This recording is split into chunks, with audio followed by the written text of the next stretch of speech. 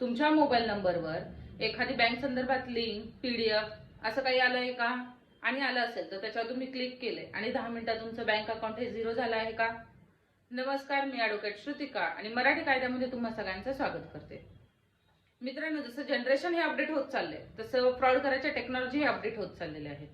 तुम्हाला बँकमधून तुमच्या मोबाईल नंबरवर मेसेज येतो, लिंक येते, PDF येते आणि त्याच्या खाली मेन्शन केलेलं असतं की तुमचं पॅन कार्ड हे अपडेट नाहीये, अपडेट करून घ्या. त्यासाठी XYZ हा प्रकारचा फॉर्म भरा किंवा PDF डाउनलोड करा. तर अशा संदर्भात तुम्हाला काही मेसेज आला असेल तर त्याचं कन्फर्मेशन घ्या आणि जर ती लिंक ही फ्रॉड असेल तर फ्रॉड लिंक म्हणून असा रिपोर्ट करा आणि त्या लिंकला ब्लॅकलिस्टला टाका. आणि असं जर तुम्ही काही केलं नाही आणि तुम्ही त्या लिंकला ओपन केलं तर तुमच्या मोबाईलचा पूर्ण डाटा समोरच्या व्यक्तीला ऍक्सेस करण्यासाठी तुम्ही देता आणि स्वतःच्याच हाताने स्वतःवर फ्रॉड करून घेता. तर ह्या सगळ्या गोष्टींपासून वाचण्यासाठी अगोदर आलेल्या लिंकचं कन्फर्मेशन घ्या आणि नंतरच पुढची कारवाई करा. धन्यवाद.